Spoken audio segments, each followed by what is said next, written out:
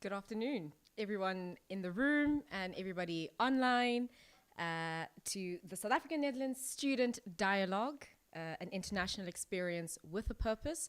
My name is Untitled Chapter. I am a chartered accountant by profession, and I will be your moderator for this afternoon's dialogue. The overall focus of the forum is just to explore opportunities that arise from the South African Netherlands bilateral educational agenda. We are, providing everybody with that platform to engage with just, networks and stakeholders in the room, also online, with the view of just focusing a rich exchange of the themes related to our international experience with a purpose. We have around 2.5 hours together this afternoon, and our session will consist of 3 panel discussions moderated by myself that will have some educational technical experts, some business leaders, as well as our South African ambassador, Mr. Madonsela, in the room. And maybe with that introduction, Mr. Madonsela, welcome. Thank you. We're joined by also Huba Boshoff from NAFIC. Good afternoon, everybody. And we also have Libete Malefe from UJ, a director in study abroad. Good afternoon. So our first panel will be around the process of getting here. That panel will then be followed by a live poll. So we really encourage everybody to really interact with us, not just in the room as well as online. Send in some questions that you may have. This really is a forum where we're looking to engage with everybody and really have an interactive afternoon together. Our second panel will be around the impactful experience through our international experience, where we will be joined by Mr. Ntaba Majindu from Tech Labs, Wayne Johnson from NHL Staden, a director in international affairs, as well as Huba. You're also joining us for that second session. And our third, but certainly not the last one, will be around building networks, where we'll be joined again by Mr. Ambassador and 2 students from our exchange program, Kamuhelo, who is also in the room, as well as Yopa, who will join us in that final session. So kicking things off, but long-winded there on my end, but Mr. Madonsela, Ambassador, go for it. Welcome. Well, thank you. Thank you very much. I'm delighted that this session is happening this afternoon, so we can share some thoughts and experiences with a view to continually improving our offering in the context of South Africa-Netherlands relations, focusing on the education agenda. But of course, all this happens in the context of political relations between South Africa and the Netherlands. And as you may know, politics is what is called concentrated economics. So it is essentially about trade and economic relations, investment between South Africa and the Netherlands. And the education exchange that we are focusing on pretty much draws a lot of inspiration from the needs that arise out of our desire to expand on those relations, to look at what opportunities exist for students to then come in and plug in the gaps that exist to make sure that we broaden our relations between South Africa and the Netherlands, focusing on a broad range of issues under the auspices of our education exchange program. Thank you. Excellent. Maybe just to the audience in here, in the room, as well as online, maybe if you guys could also just send us some questions along what would your key takeaway be from the session from this afternoon? What are you hoping to gain from our dialogue? And maybe also just maybe particular topics. So although we've got a structured agenda, feel free to raise any other topics that you feel, is on your heart you want to talk about, or would be quite pertinent to our conversation this afternoon. Huba, Welcome. Hello, Daneo. Maybe to give some insight to those in the room around Nuffic, could you maybe care to explain briefly what that is about? My quick elevator pitch. Yeah. Thanks for that. Yes, of course. So Nuffic is the Dutch agency for the internationalization of education. We have an office situated in The Hague, actually very close to the South African embassy. But I have the privilege to work for Nuffic in South Africa and for the Southern Africa region. And our focus is really on creating opportunities for Dutch and South African students and exchange, and broadly looking at how do we bring together the education and research agenda between the two countries. And I think what to bench on what the ambassador said, really also to look at how does education support the trade agenda. If we have this focus on economic development of South Africa, same in the economic development of the Netherlands, how do we position the education agenda and how do we craft an agenda from both angles to make it impactful? And that's the wonderful opportunity that I've actually had, is to not only consider the activities that we are doing in the more traditional exchange. We have a doctoral program, we have scholarship opportunities for mid-career professionals. But this past week I had the privilege to actually travel with a group of South African students that have experienced what do we actually do when we talk about creating economic opportunities. How does it look from an education perspective? Right. So maybe also a brief history on how this exchange also came about. You know, are there particular fields that are centralized in the exchange? So there are a few things. So Nuffic has been active with a local office in South Africa for almost 7 years now. And as the ambassador said, those also go through specific political cycles. And it always means that there is some influence in terms of the trade agenda on how we look at the education agenda. But the South Africa-Netherlands collaboration in education spans way beyond Nuffic. And I think we can go back as far as 20 years of exchanges of researchers between the country. And when I say exchange, really in the true word of the exchange, not only Dutch students coming to South Africa, Dutch researchers coming to South Africa, but also the other way around. If we consider some fields, some of the particular fields that we are looking at is strengthening the agriculture sector. Most recently, also very prominently in our agenda, is looking at the just energy transition in South Africa and how the education agenda supports that, both education, research and innovation. So we always try to function not only from a point of education, but how it links to an applied research agenda, innovation, and then ultimately employment. Excellent. Thanks for that. Liberta, maybe from your end, from the University of Johannesburg, how does that education agenda sort of come about from the university, maybe from your perspective there? Well, I guess the main focus of our university is to create a graduate that is competent anywhere. In South Africa, in their rural village, in their township, in a multinational corporation, in Johannesburg or anywhere, but also abroad. A student that will be able to impact the economy, the political life, and civil society. We do that in a number of ways. One, we're positioning ourselves as a leader in 4IR in Africa and around the world. We offer many programs in 9 faculties, undergrad and postgrad. We're a comprehensive university. We collaborate deliberately with industry as well to make sure that the student coming out of a classroom, out of a research institute, are able to be effective immediately in industry. Excellent.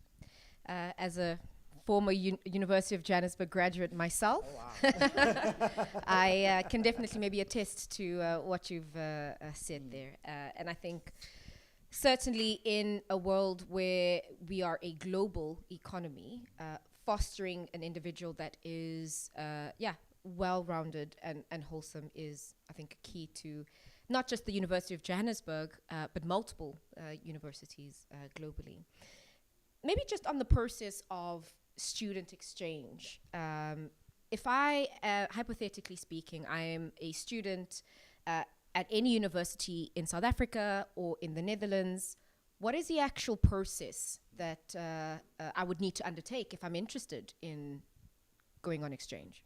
Okay, it differs from university to university, of course, but in the case of University of Johannesburg, We run so my main role is, as Director for Study Abroad, is to develop and run one short-term mobility programs. They be semester long or shorter, working with partners like Huber to create such programs that we brought here. Today, our programs are both inbound and outbound.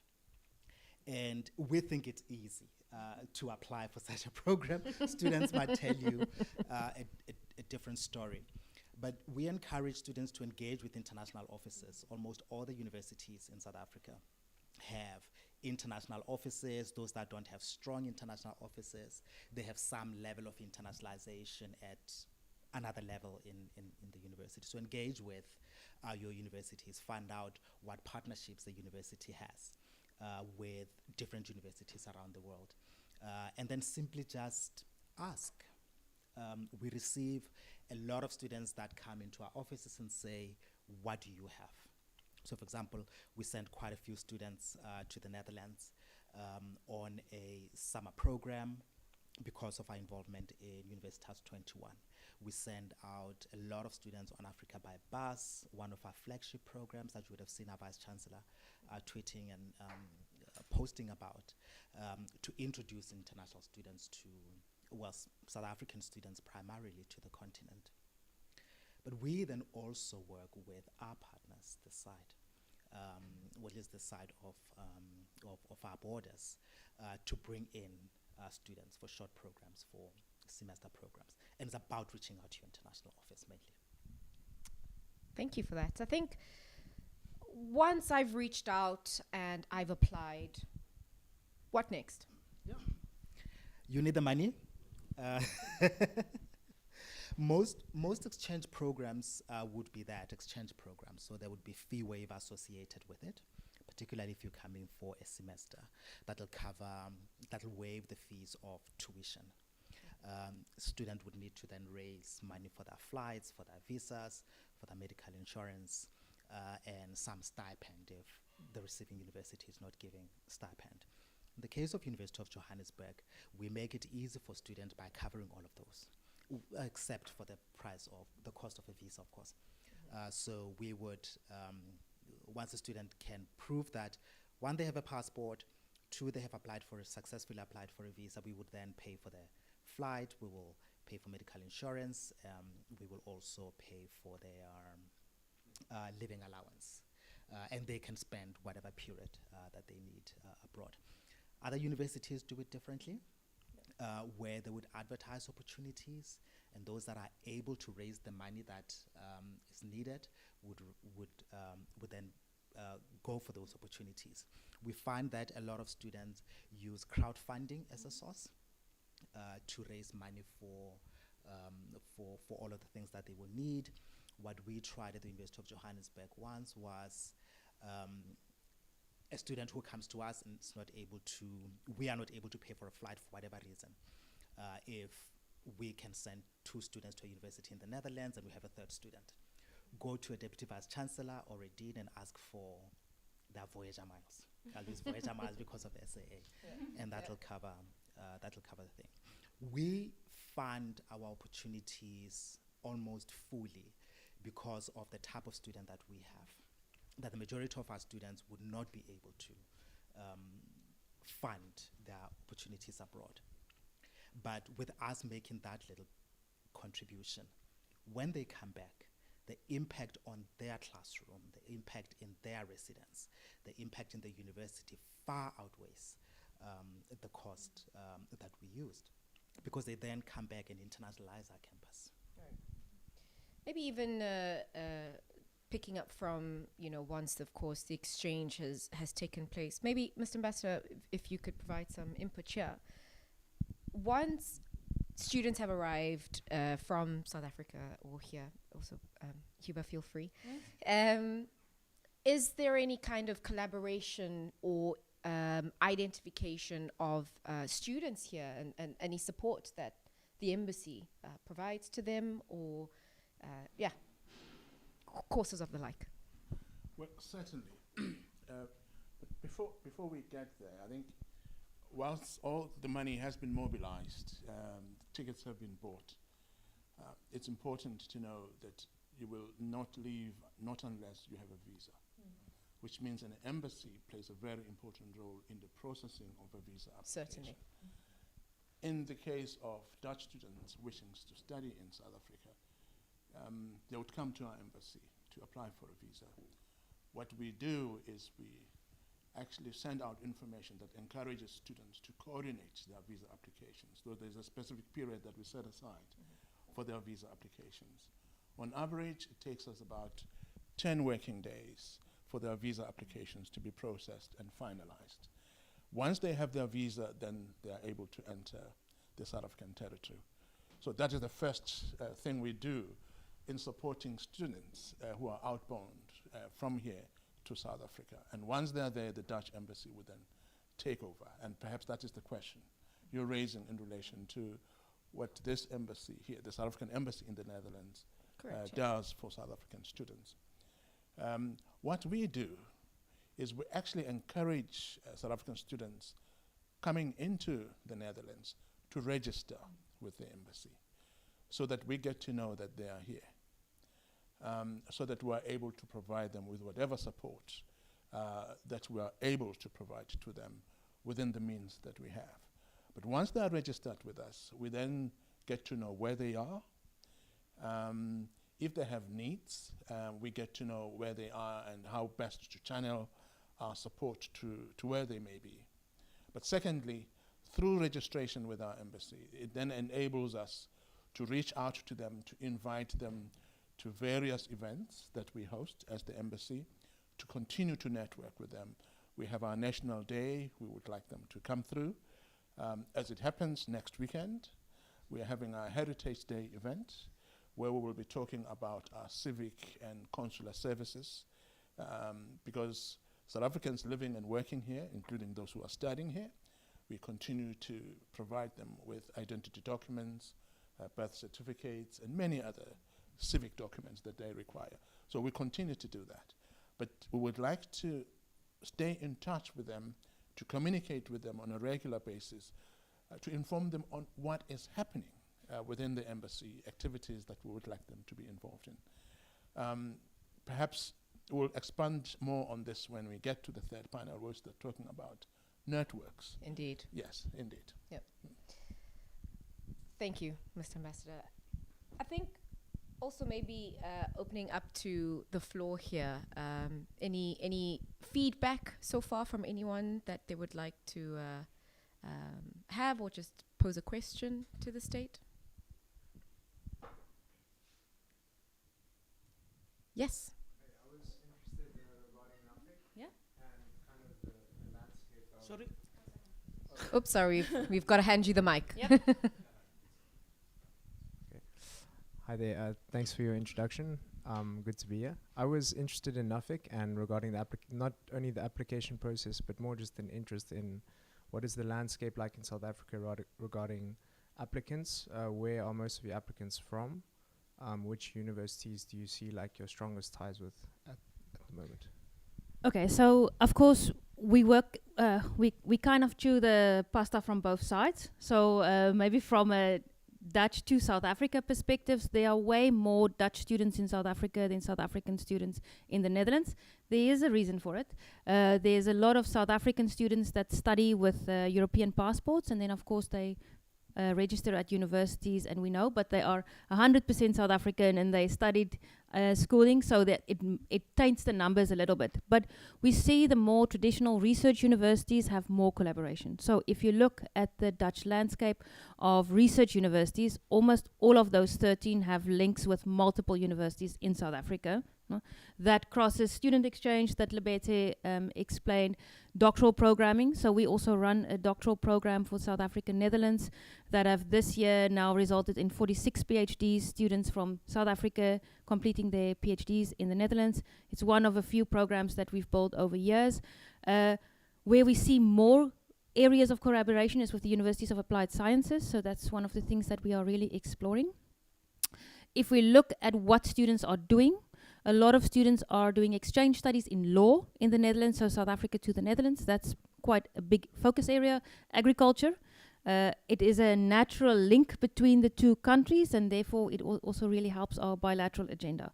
But there are many opportunities, and the reality is also, although NAFIC facilitates a lot of this, there's also a lot that happens around it. And so we always try and reach out via the embassy, but also via the alumni network to say, just let us know what you're doing, you know. And so we've built up a big South Africa alumni network as well, that's also linked regionally.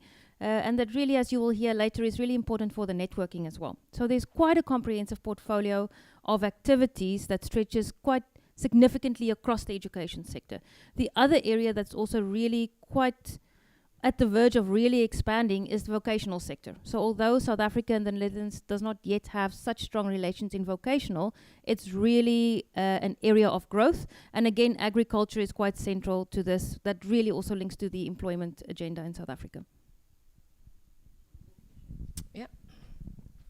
Please announce your name, sorry, as well, if when you're asking, so we okay. can...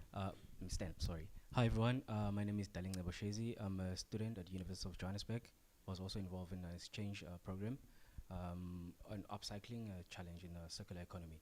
So during the time that we were here in the Netherlands, only just for 2 weeks, there was so much influence that we had actually were exposed to in terms of the circular economy. And you know, there's that much of a need back at home, looking at the country from a different perspective or a European perspective. There's so much of a need to implement all this kind of upcycling or circular economy ideas back at home.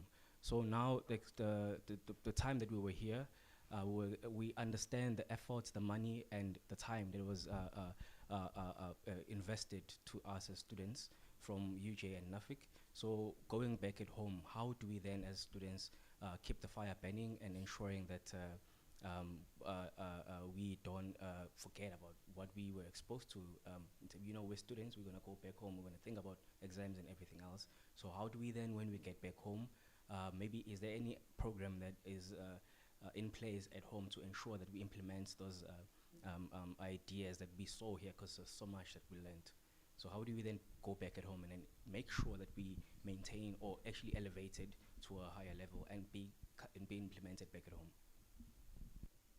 Okay, so maybe I can say something about the Upcycling Challenge. The Upcycling Challenge is an initiative of the Co-Create My City collab between South Africa and the Netherlands. That's a joint project between government, knowledge institutions and the private sector, so a good Dutch triple helix model, but in our case very much rooted in the community, because we work in the city center of Johannesburg in the case of this upcycling challenge.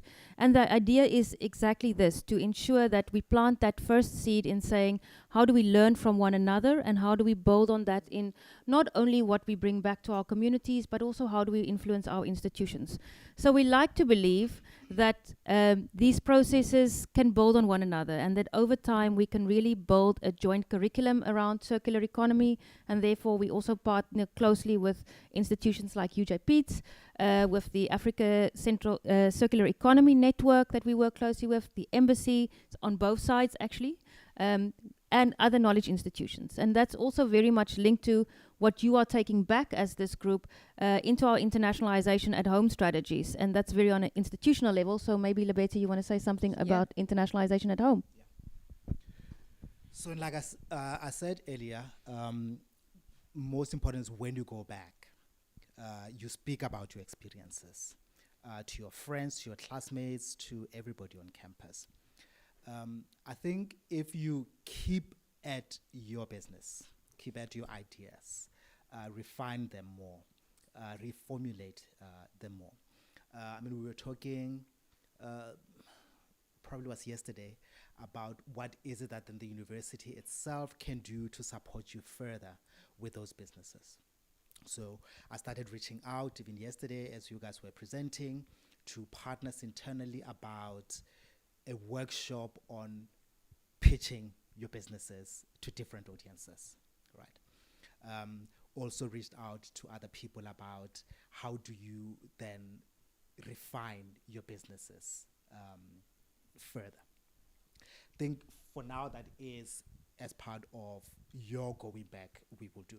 It is important to me and the work that I do that you tell people about your experiences so that they can come to me Word of and mouth. ask for experiences. Word of mouth. That's how we able to push our program. I mean, we have a target. I have a target of sending out 3,000 UJ students on short-term programs annually, or at least this year, and bringing in 1,500.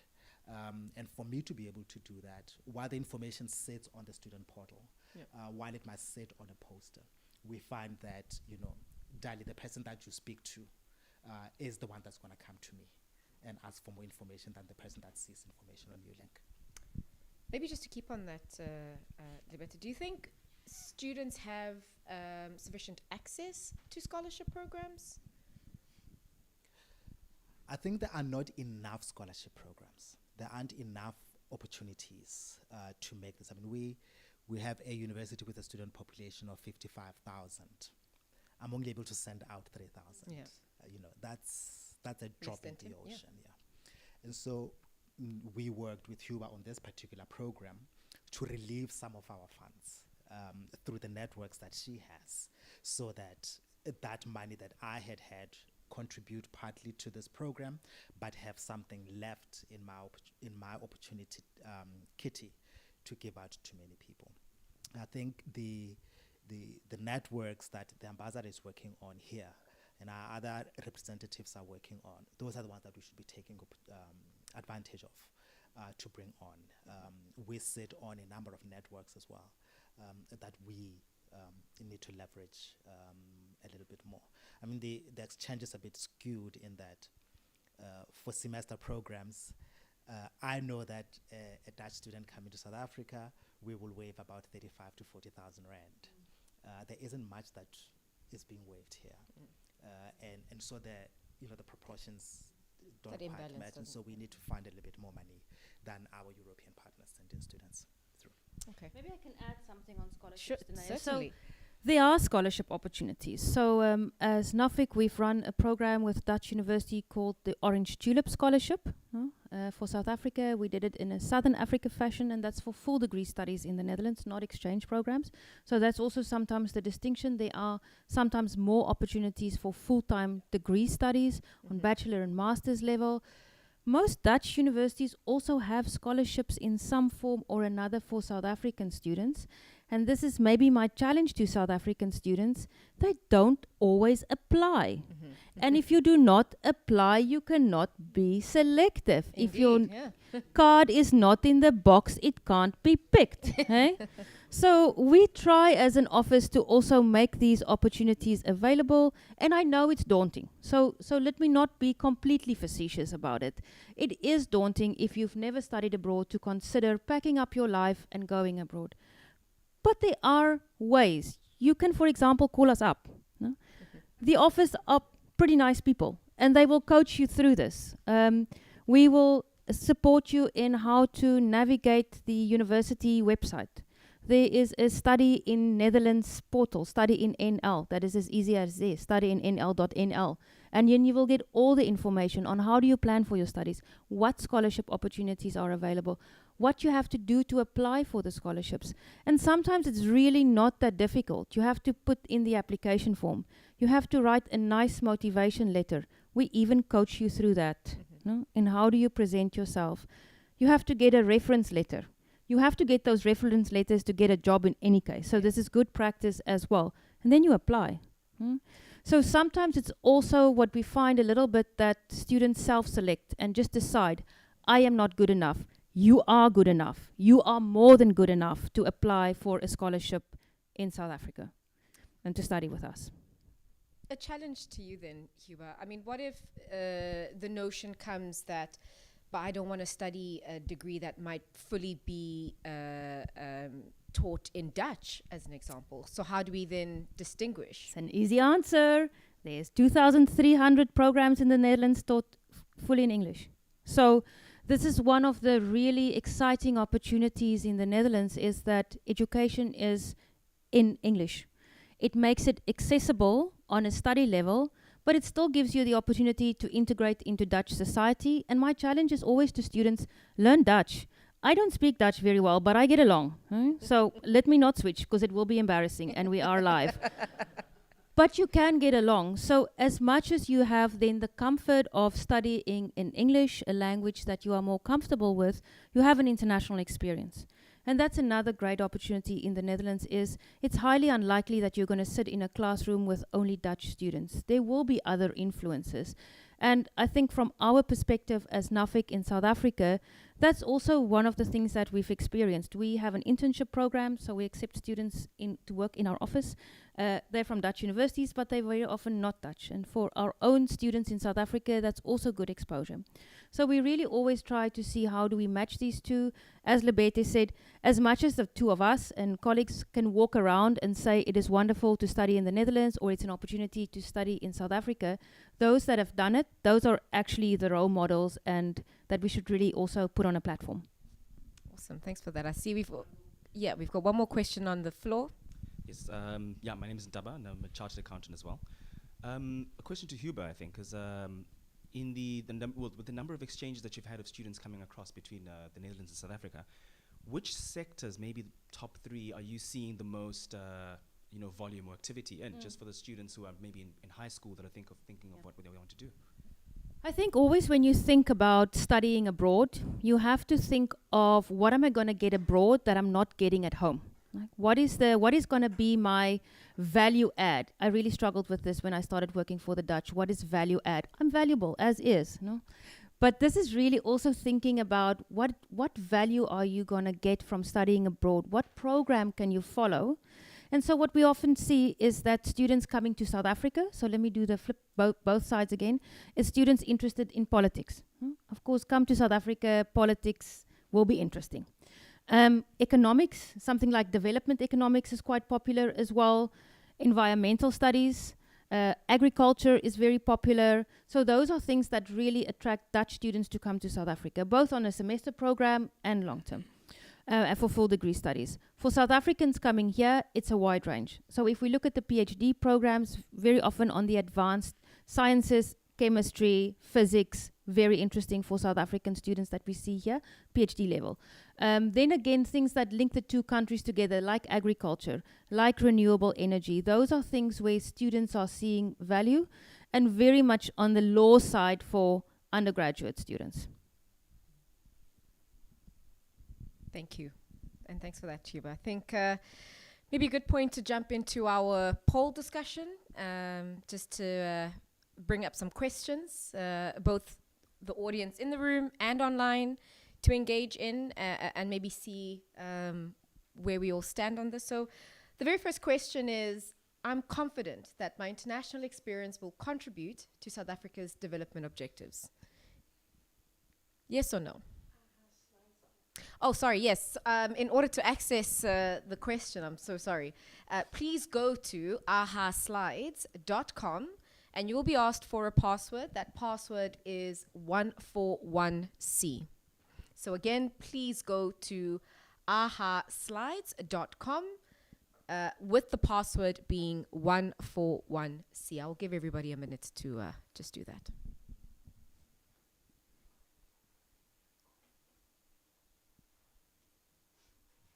Those in the room are welcome to connect to the Wi-Fi.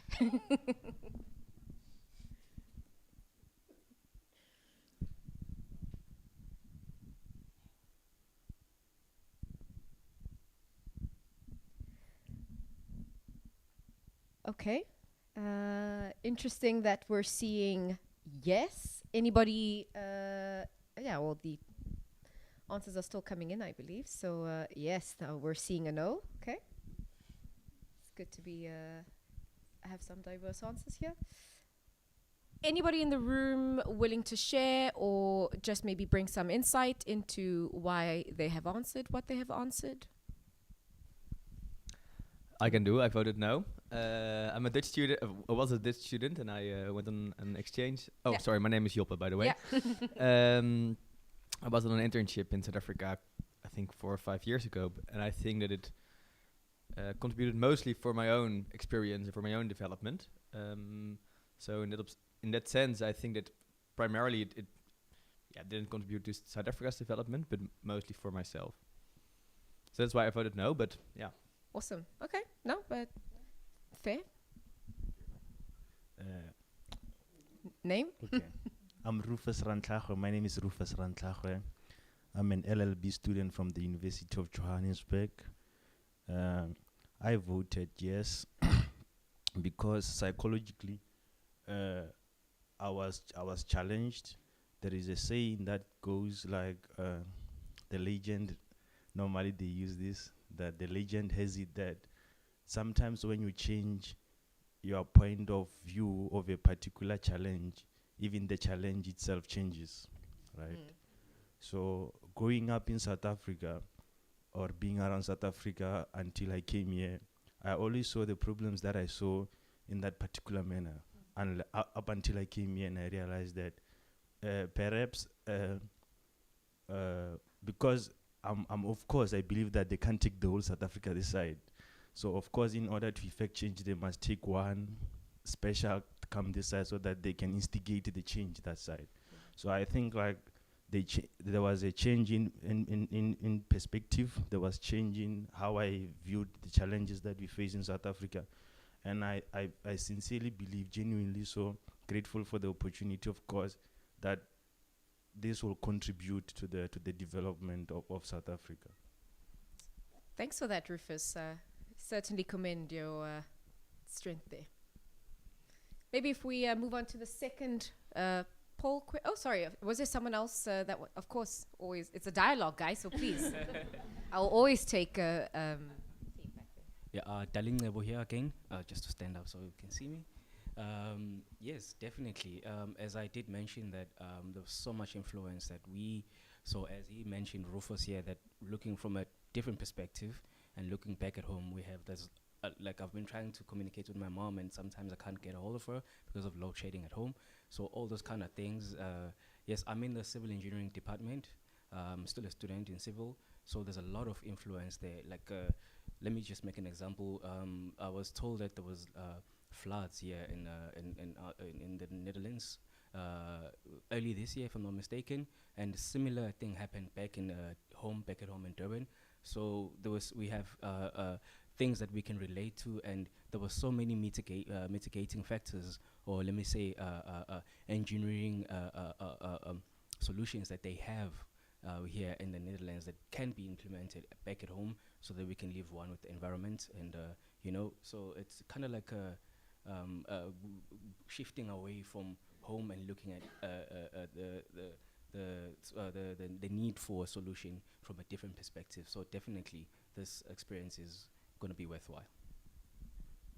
Thanks, Dali. Jamie, not too sure if there's anything online, because I see some 10 raised hands, or if there's anything from... Okay, that's perfectly fine. Shall we move on to the next polling question? And this one maybe is a bit more sort of open-ended, but what is my biggest concern about realizing an impactful experience?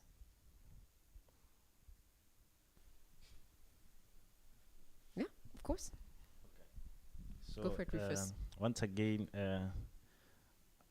not to sound too political, of course, my biggest concern about my experience when it comes to maybe relating it to my people at home is that they are my people, and firstly they are my people, I know them. Some things they look impossible to them. Certain things original, of course, understanding certain things, of course, how they connect and their experiences in life. Certain things to them they may look impossible. They may look like just far-fetched, as a person who's doing research in organics and botanical organics, when I told the first person that I want to develop a product from a plant, you know what they said? It's not possible. I mean, like, no one will buy that, So there is a shift of the mental shift that is needed in terms of. I feel like it's a challenge to us as well, to be patient enough to try and make them see and understand that things can change if we start doing things differently. just like we said, with the circular economy and recycling and everything, you can see that if we constantly hammer on the idea of change, and then do not give up in trying to effect this, what we learned so far. Of course, what we learned should not be a rooftop to our innovation. Mix it with our innovation, mix it with our culture, so that they can also relate to it. But overall, I feel like the resistance to the idea and the uniqueness of what we've experienced so far will be the biggest concern. Thanks again, Rufus. One concern coming up is housing in the Netherlands. We know that is not necessarily a new problem that's come up. Huba, maybe you want to take a chance at that? You want to give me the hot potato of housing? There isn't an easy answer. So let me be honest. There isn't an easy answer. The challenge with housing in the Netherlands, and now I'm looking at my esteemed colleagues that work at Dutch universities, the housing is not concentrated only on students. So I think you need to see the housing crisis that students are experiencing in the broader context of the housing challenges in the Netherlands. It's a small country with limited space for building and particular implications for building higher. So in South Africa, we have lots of space. We take it for granted. We live in our big 2,000 square meter properties with smaller houses. That is unheard of. So I think you really need to contextualize this discussion also in what is happening in society in the Netherlands. The advice I can give to students struggling with housing is tell somebody, flag that you have a problem. Flag it with us, flag it with your university, flag it with your university at home. But there isn't an easy solution. But also don't be deterred by that. I now make the Dutch university's problem even bigger. There is communication around accommodation, so also be prepared for that. When people ask you to respond on housing, respond on it. So do your part, take ownership in the process, but also bear with society that this is a societal challenge. Certainly, and you're not going to be the solution to it, but you definitely are surrounded by resources that can help facilitate being able to find that. One of the other sort of concerns coming about is around the circular economy. Interested in knowing if this was also sent across by someone in the room or online, but what would one's response to that be? I think especially in a South African context, and playing back, maybe. That's a more Cuba question. Oh, I feel that there's a lot of diversion to me that is problematic, but all right. So I think when you think of the circular economy, it is something that even to me, and Katerina and I had this discussion this morning, even when I started working on circular economy as a topic, it was a little bit daunting. What does it mean in South Africa? Is it feasible? Is it something that you can engage society on? But I think you have to step away from the circular economy as a name and think of what are the principles behind it. We are looking at how do we reuse materials. We are looking at how do we create a more sustainable future. And those are concepts that people can buy into without making it too complicated of, I don't understand economics, or it's too complicated. It is about creating a more sustainable future. It is about seeing how do we care for the planet differently. How do we make sure that in 10 years from now, when maybe the two of us won't be sitting here anymore, there are still students that can come to the Netherlands and have an international experience. I think in South Africa, one of the big challenges is to consider how do you shift people's minds around what is their individual contribution to circular economy. And I think there it's really important that these students that are going back to communities, and I refer to communities in the very broader sense, they're going back to a classroom, they're going back to a house, that they make the small steps in saying, well, we think of using plastic differently. That's a very easy first step, and this is where this challenge started, with upcycling plastic from the streets of Johannesburg, waste being one of the biggest challenges in the city. What is a small step that we can take, and how do we then drive the process through the supply and value chain to actually make money from it? And this is exactly what these students have been brainstorming this week. I can make money from this thing. And we all want to make money. So maybe then we can solve that housing crisis, you know? And this is also the circularity. One problem gets solved with a solution that then solves a different problem. Okay, there is 2 more questions I think I'll take from the final floor. We'll start at the back. Good day, my name is Oletun Zimela. This is more of an additional comment.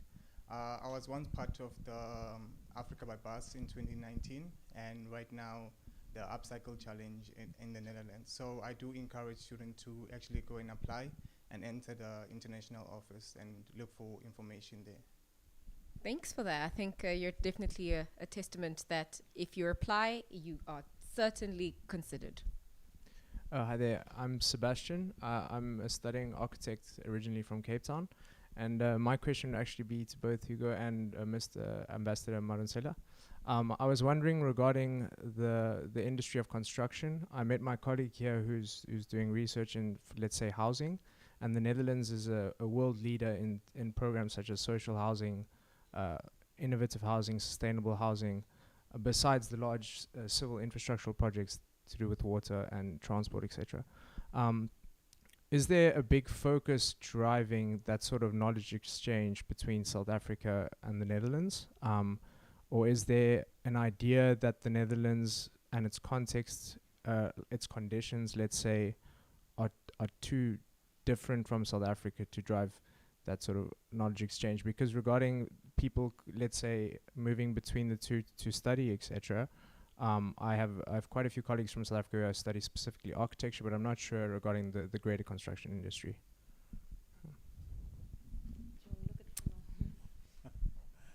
Thank you very much, Sebastian, for that question.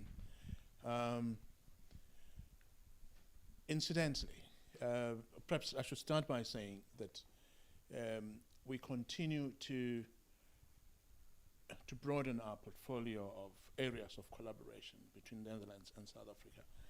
And this is one area into which we are growing. As it happens, just this week that has just passed, we had the Premier of Gauteng visiting the Netherlands. And one of the areas they were looking at was basically housing development. Perhaps it might not be appropriate for me to start going into detail on the specific companies that have been interacted with. But suffice it to say that there are new technologies of building housing, which is something not yet particularly popular in South Africa. But new technologies which seem to be quite popular in some parts of the Netherlands, using, for an example, wooden panels to build housing. It's a new development, or rather a new idea in South Africa. There is already a development underway in South Africa between Midrand and Krugersdorp, where this kind of technology is being explored. And there's a lot of exchange already happening between South Africa and the Netherlands on that, especially in Gauteng. So I believe that this is going to be an area of growing interest. It so happens that, and I know that what I'm about to say is something that still requires further consideration by the South African Standards, South African Bureau of Standards. It has to do with a new technology that's being introduced, where wooden houses are built in areas that are either prone to floods or houses not very far from riverbanks, that they're built in such a way that when the rivers flood, those houses actually don't get flooded, rather they float on water. So it is something that we are looking into to resolve some of the challenges we faced with in some parts of South Africa. So there will be growing interest in that, but I'm sure there will be other areas of interest related to housing. So this is going to be a growing area of collaboration. Thanks. That's really interesting technology, Ambassador. I think especially given that, for the Netherlands at least, water is nothing new and building on water is nothing new. But I think from a South African sense, it would be a good challenge to overcome with that kind of new technology. I know we've got some floors, some questions on the floors, but I just wanted to introduce the next poll, which is around the support that I require from stakeholders present. And one of them is financial and mentoring support and exposure in the industry. Maybe to Huba or Libete and yourself, Ambassador, what would your sort of response be to any one of those challenges? A new ones on collaboration and access to resources in the industry. Not too sure which industry, but yeah. I think maybe the most direct answer I can give is ask. Ask for what you need. No? There will be a session, of course, later on networks, but Libete and I both work from the perspective, we know people. And if we don't know, we know somebody that knows, no? That can link you. But we can't link you if you don't ask. No? And we can't think what you need or what the next step is for you. So use the opportunities you have, like a platform like today, to ask, this is what I need. Do you know somebody in your network? This is the Netherlands. You can be direct. So use that opportunity to really also put that into a call for action. Don't be vague. Nobody is going to do anything for you. Nobody's going to think for you. Say, I need a mentor. Either can you be my mentor, or do you know somebody that can mentor me? No? Do you know somebody that works in this area? Okay? So use the resources that is all around you to build this network. This is really the most valuable resource you can ever build up as a student, is your network. For the case of University of Johannesburg, there's a number of opportunities that you can take up. You know, we have the Technology Transfer Office, we have UJPs, we have the Center for Entrepreneurship, and these are and few other programs that can help you reach out to mentors, really help you rethink, restructure your thinking, your ideas that you want to put out to the market, identifying those, helping you identify mentors in the fields that you want to. So, like Kiba said, ask. Say, this is what I need, and somebody knows of a service that you can use. Yeah. Maybe let me add to that is I think students underestimate the currency that you have. People don't say no to students very easily. If I think of this week that we've had in the Netherlands, people said yes. Professional people gave their time because it was students, not because it was me or Nafik asking, but because I come with the message that this is for students.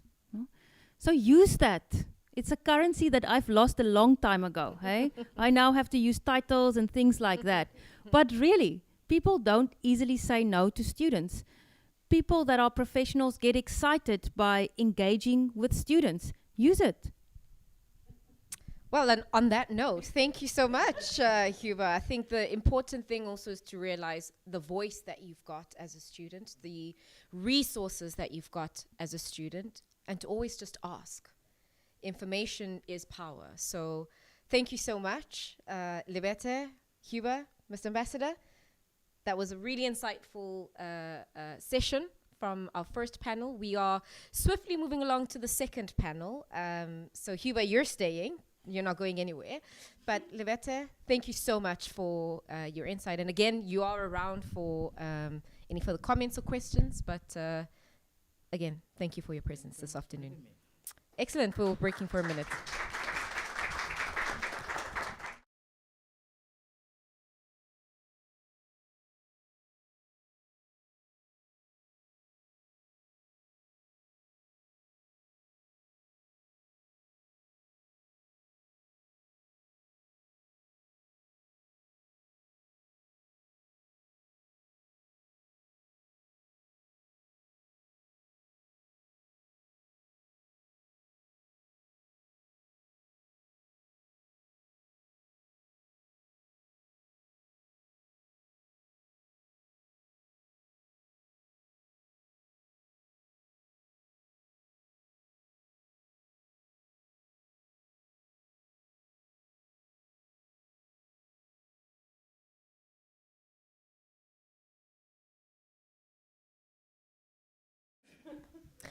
Welcome back, everybody. We're swiftly moving into the second panel around the international exchange, and you would see some new faces. We're joined by Mr. Ntaba Majindu from Tech Labs. We still have Huba on stage, but we also are welcoming Wayne Johnson, who's the Director in International Affairs at NHL Staden. Welcome, Stenda. Thank you. Sorry for that mispronunciation. So maybe we'll start with Wayne. You know, what do you consider to be an international, impactful experience? Thank you. It's a very loaded question and much to say about it. Yeah, I think it's very interesting about my journey here right now this afternoon. I just came back from an international conference on international higher education, and the journey was planned for me to be here well on time, and of course I was a bit late. But I think that's a sign of what you should expect when you come for an international experience. Things don't go according to plan. So if you come to the Netherlands with the idea that I want to do A, B, C, and D, you're probably going to miss all the E, D, E, F, Gs all around it, and only going to focus on that. I think it's good to have a plan, it's good to have an idea of what you want to do, but there's so many things that will happen that you cannot plan for, and it's unexpected.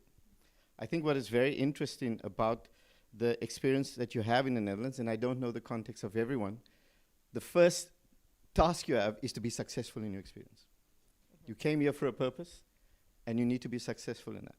But everything else around that is a bonus for you as an international student. It's one of the reasons I've been living here for the last 8 years, 9 years. I'm from Cape Town, and I always wondered, when will I ever use Afrikaans outside of South Africa? And it became very interesting that I can actually engage with people much more easier than I would anywhere else in the world, like in Spain, where I just came from. So you have a wonderful opportunity because of your background to engage with people, and that should be really, really important for you. I think try to avoid spending too much time with each other, because you're going to see each other in South Africa, you're going to see South Africans in South Africa. Try to enrich your experience by meeting as many people different than you. Learn from them, speak to them, learn a bit about the language, learn a bit about the culture. Don't stick with the people you know. In the beginning, it's good because it gives you some sense of, I need to settle down a little bit, but you need to spread your wings. You need to step outside, as they say, why we do internationalization, to step out of your comfort zone. And the fact that you got on a plane to come here, you've taken that step to step out of your comfort zone. And so just go as far as you can in that experience. Awesome. Thanks, Wayne. And maybe Ntaba, a bit about you, and you're involved in Tech Labs. What is that all about? Yeah, and so my name is Ntaba. I'm a finance lead at Tech Labs. Tech Labs is a tech incubator to some extent. But before I go into the what it is, I just want to talk about the why in what we do, if that's all right with you. But what we've noticed in general is that with where the world is going at the moment, there's this shift towards. It's no secret in the information age at the moment. There's information available at people's tips all the time, and they're able to disrupt and to innovate all the time. But at the same time, people are also a little bit afraid that there's this to get into it. There's this gap where people look and they say, well, I am a lawyer, or I am a finance person. How do I then get into tech and get my hands involved and dirty in this, And, at the same time as well, if you look at business is also starting to shift. And they're starting to look more towards people that are able to change, to actually implement and actually design ideas. The idea in the past was that you would brainstorm, people would come up with ideas, you throw it somewhere into a department, and the department deals with it. But with the way that information is moving and turning all over and over again, and with the way that the economy is being disrupted, think people look at Kodak, look at BlackBerry, they're nowhere near where they used to be. Apple just came and took over. Companies are now starting to look and say, you know what, we need people who are able to also design as well as implement. And that's where that's where the industry is moving as well. There's a skills shortage as well in this particular sector in the market. Things like Microsoft Excel, for example, is not being used anymore. You've got new programs like Ultrix that are coming out, which are now using a little bit more Python-based. coding flat platforms. And Microsoft is in a little bit of trouble on that. Well, probably not their whole suite, but from an Excel's perspective, that's industry starting to see that move to move out, and that's where the job market now has looked and said, well, we've now got a shortage of these skills, and we need more people that are thinking in this direction, that are able to apply these, that want to learn this sort of thing and actually apply it. And that's what happened with in Münster in Germany, where a couple of students picked this up and they said, you know what? Students like the ones that are sitting in the audience, and they said, you know what? We really want to see people get access to the sort of information. We want to bridge that gap. We want to change the mindset. And they started a program, which is what is now called Tech Labs today, where they started tutoring a couple of students in tech. They offered, tutoring one-on-one in terms of education. But not only that, what they picked up is that, it's not just about what you know. Anybody can just pick up a book. Well, not anybody, but most people in university, for example, pick up a book and they learn something. The question is, what do you do with that? It's not just about what you know. It's also about the softer skills. And that's what sets Tech Labs apart. We offer a couple of online courses where we put you through a course such as data science, and that's a precursor into artificial intelligence and machine learning, which are the buzzwords these days. We also offer web development as well, where you design, and that then is a prerequisite into user experience design. But not only that, that's just the content. What we also do is we have come up with what's called a digital shaper, where we also bring in some softer skills that actually set you apart.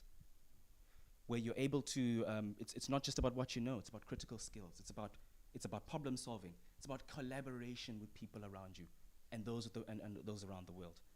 As Wayne was saying earlier on, being the international experience, stepping out, understanding different cultures, that's what sets you apart. Not just what you know, but what you do with it. And Tech Labs does this by bringing in the element of community, bringing in experts throughout the course that we would offer. We bring in a community. We bring in, and this means bringing in experts that tell you about what's going on in industry and just bring the practical applications of what you do closer to what you're learning. And at the end of that, we then close that off nicely with a little project, similar to a thesis, where you then apply what you've learned, and that way you gain knowledge and experience. So in a nutshell, that's what we do at Tech Labs. Sounds extremely daunting for someone who is not AI or IT focused. A question then, Ndaba, is that not a concept perhaps too far in reach from a South African student experience? Or what would your opinion on that sort of topic be?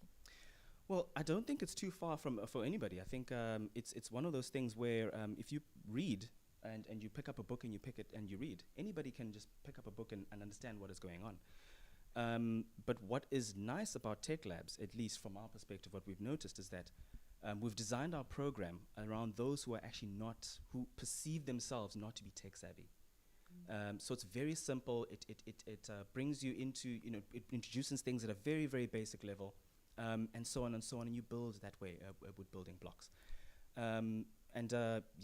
For someone that in South Africa, I agree with you, it could be a bit difficult to reach our course specifically, but it doesn't necessarily mean that it's out of reach. There's courses such as Coursera, there's edX, there's meetup events all over the internet on YouTube, where you can find other like-minded individuals who also think that this is something that's out of reach. But I'm here to tell you that it really is not. It's something that's it's daunting, because we think that it's a whole lot of numbers and AI, and we think that machines are going to take over. That's not what it is. At the end of the day, there are building blocks to it. You get into those building blocks and you understand bit by bit, and as you go with a normal course, you get there.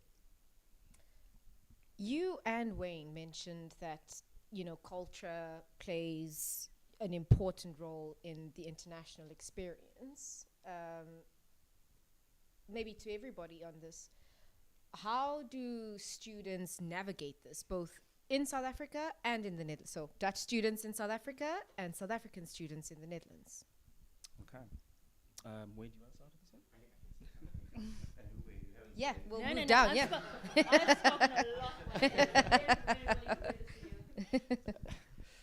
Yeah, I think we often focus too much on how different we are. coming from different cultural backgrounds. But the starting point for me has always been, what do we do that is similar? What makes us similar? Whether I come from the Cape Flats in Cape Town, or whether I come from Spain, what are things that brings us together? And that's the starting point for me. It may be different for you, but I think you have to understand that your culture is not so unique that nobody else does something that you do or you practice. And that's something wonderful to find, that you could meet somebody from Poland who's sitting in your class. Hey, you guys do something similar to what we do.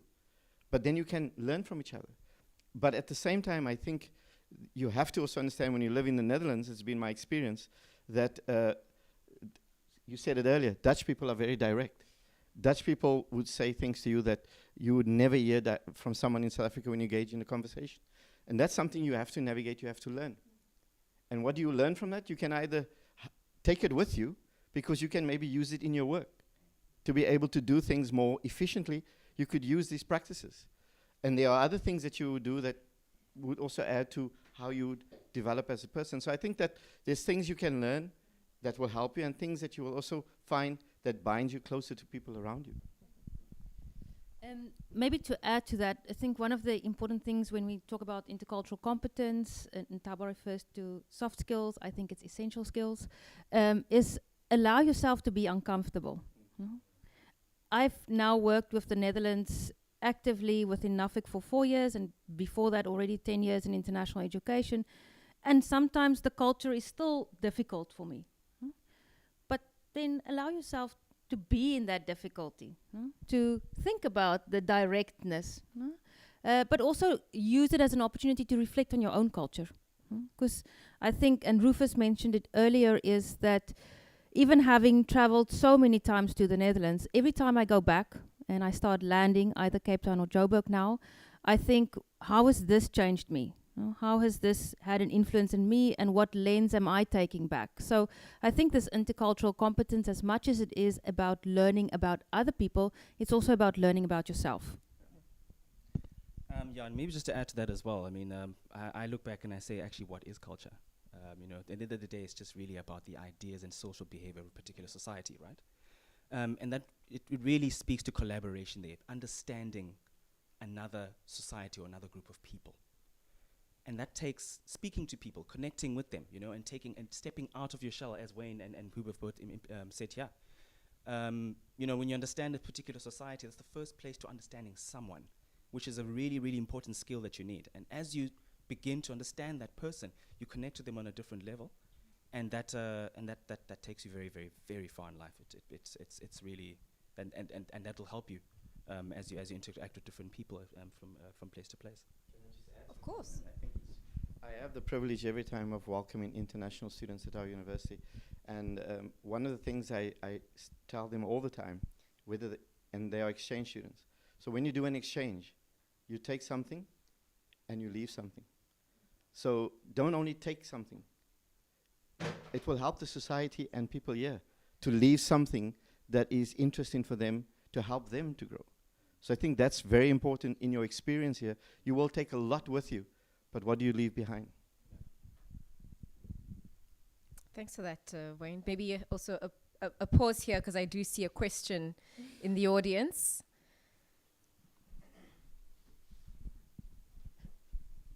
Darling over here again. Sorry for taking your guys' chances. No, it's a conversation. Please. Yes. So just to speak about for students in a traditional university setting. So it's totally, I understand what Ntaba and Mr. Wayne is saying, that exposing yourself and being with people who are different from you is what actually builds a person or an individual. So to speak for most of the students here, in engineering and engineering course, it's just generally you go from rest to class, from class to rest, and the library, and that's it. You don't get exposed to even the people in your classroom. So like, what are the maybe for example, joining a student society, is that one of the things that a student can do to expose himself, not maybe to look into maybe a different thing like going in an exchange program, because not everyone has that privilege. So what are things tips. that students, students can, maybe not to the panel only, also anyone who can maybe answer the question, maybe because it's different when you learn open a book. It's different than when you're in the industry. And also, if you apply for a job, they want to see your academic record and how you perform, but less about how other things that you're involved in. So I just wanna maybe someone who's in the industry can actually answer the question. Thank you. Thanks, Dali.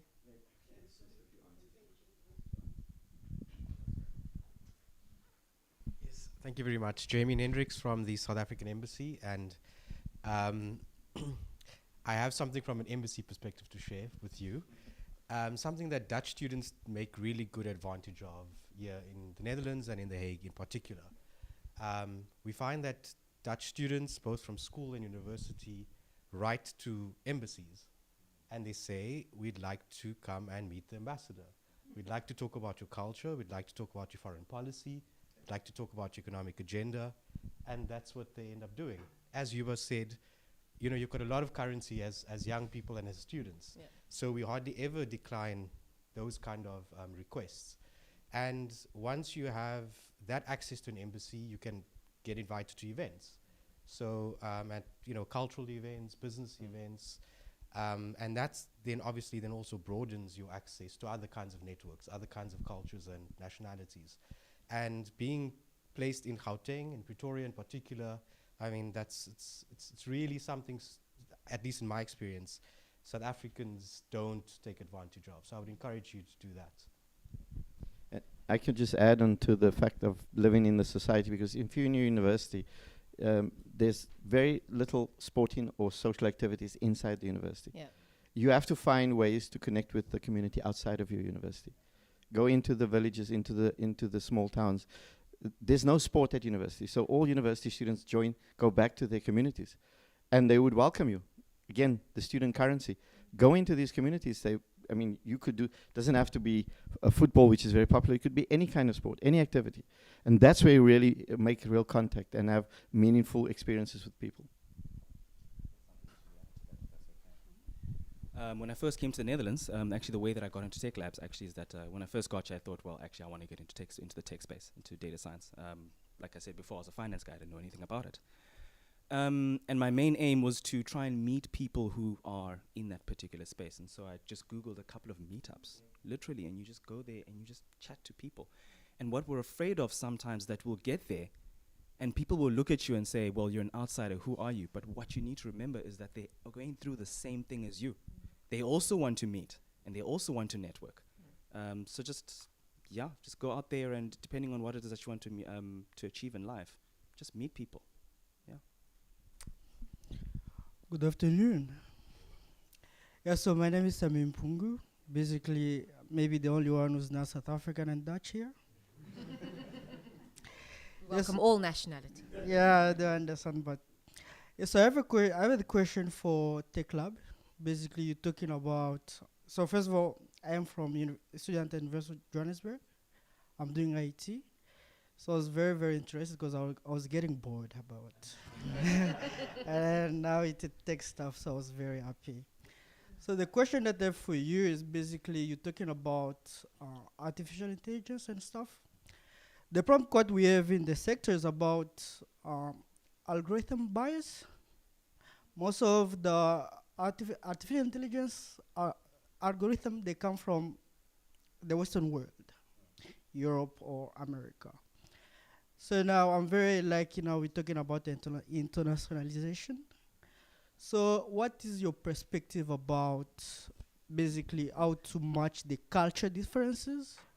Because remember that these algorithms, they come with a bias from the cultural perspective. So you can talk to it about, let's take an example, about the natural language processing algorithm.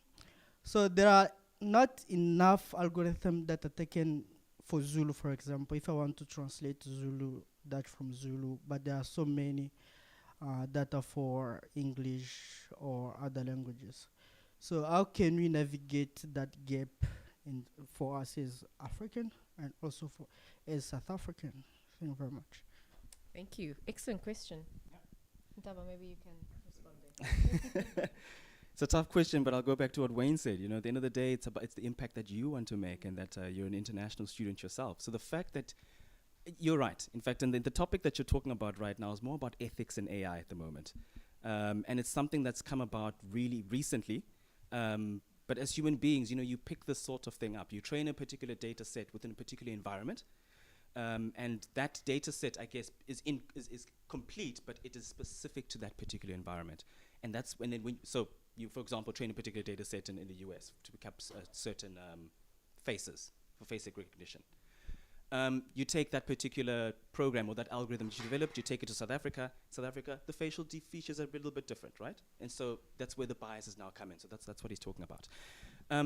It's a huge topic right now in tech and in the AI industry, and it's really, and I think that's where culture now plays a role as well as international experience. We're talking about how to make your international experience impactful and meaningful, right?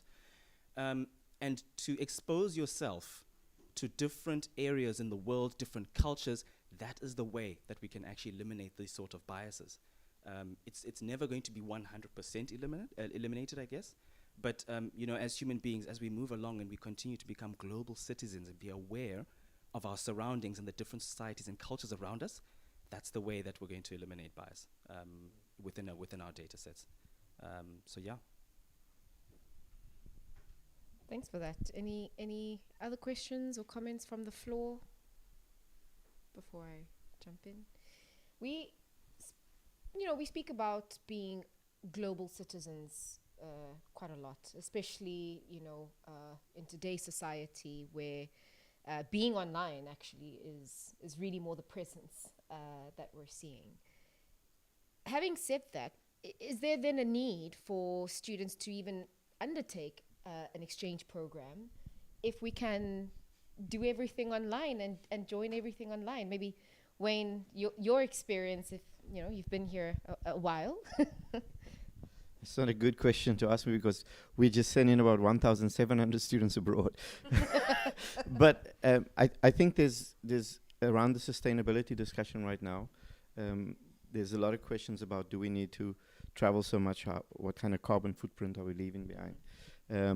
And can you really truly develop intercultural competence by just staying in your home? It's not impossible. You can learn about different cultures, but there's a different thing about learning compared to living in another culture. And I think that the experience for many of us who have lived in different parts of the world, we have learned much more about ourselves and others by being here than if we would from a distance.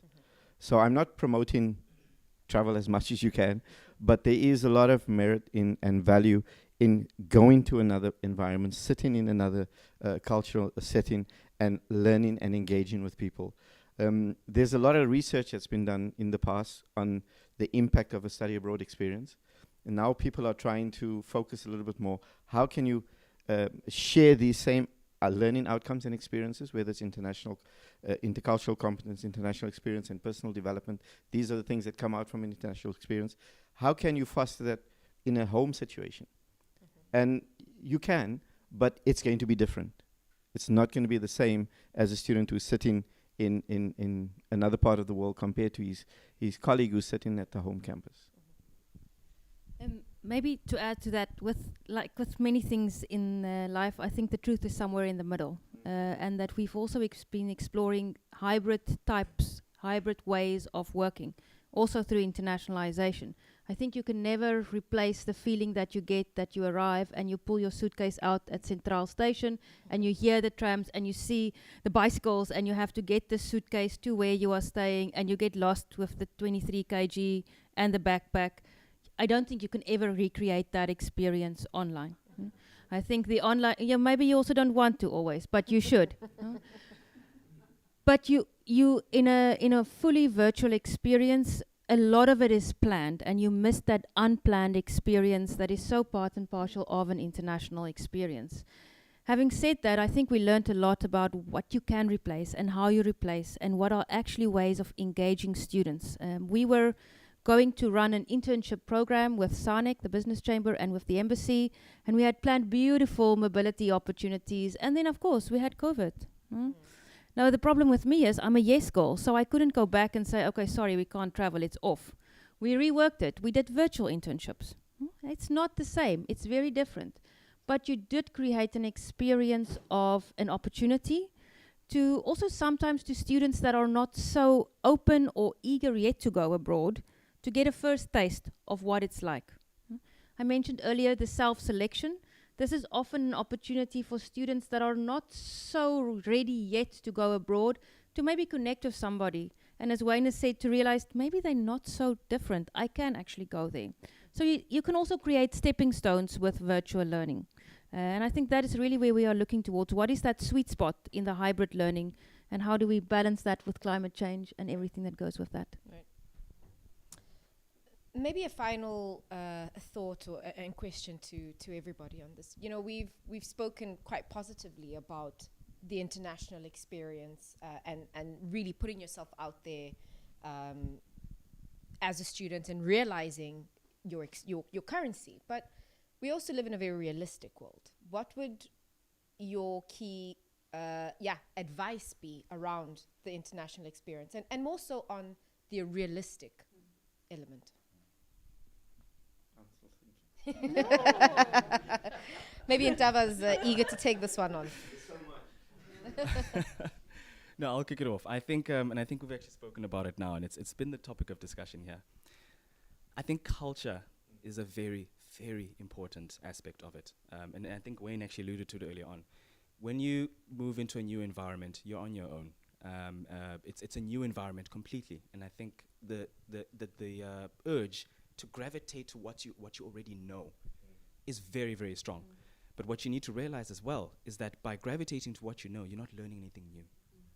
A travel experience, travel in itself, I think is a form of education that we actually underestimate.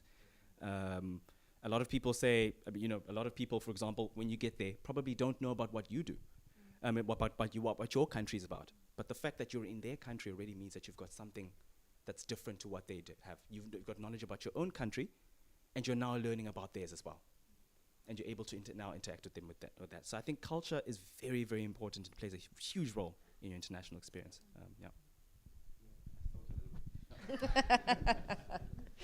No, but I think what was interesting for me is that you're going to miss home. You know, there's things, I've been out of South Africa for almost 15 years, but going back every year. And I still miss something every day about South Africa. And you also have to realize the experience you're in, it's not forever. And also there's nothing that cannot be changed or you can go back to something you enjoy. But the moment that you're in, you must go for that moment. Live in the moment. Enjoy that experience and really take the most out of it. And I think I said it earlier and you said it again. You have to realize you're no longer in Kansas. You're in Amsterdam.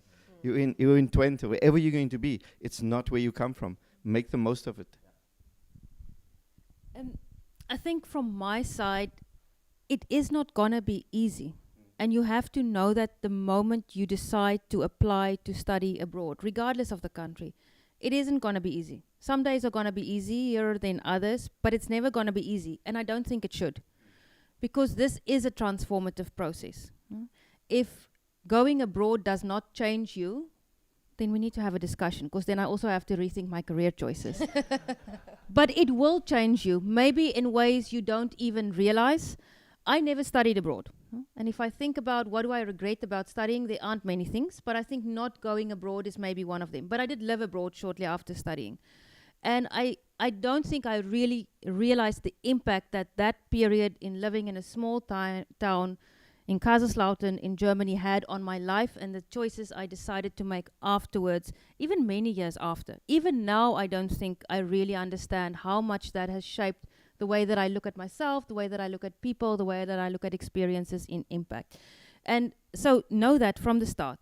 So if you're not up for the difficult, then maybe don't do it at this point in your life. I'm not saying never do it, but maybe this is not your time.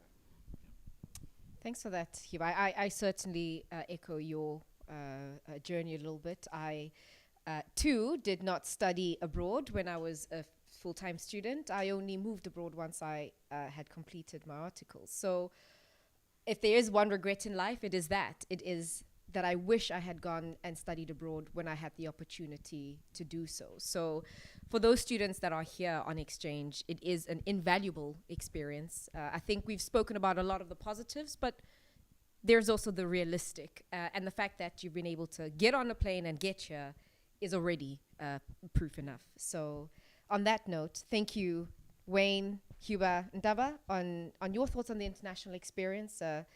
We're swiftly moving on to the third panel, but we really enjoyed the conversation. Thank you very much.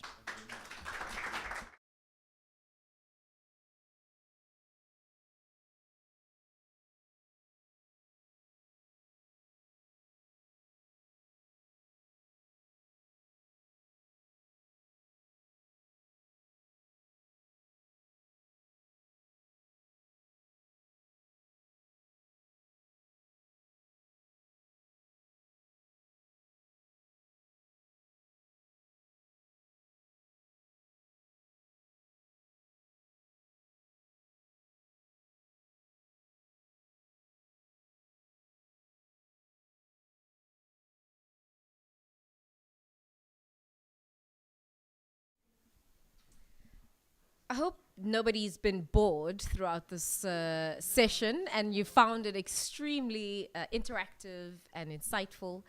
I think the conversations that we've had to date and up till now have really just been great and a learning opportunity for everyone involved. So I think to round it up now and sort of taking and looking at, well, you know, the process of getting here, that having that international experience, what do we do now? So in building our networks, how do we go about doing that? So I'm joined on stage by Yopa, who's very good, who has gone on some kind of exchange in South Africa with Nafik.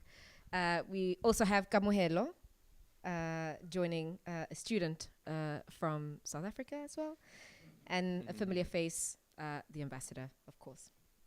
So maybe starting there, I mean, Ambassador, in your opinion, what does it take to build a network?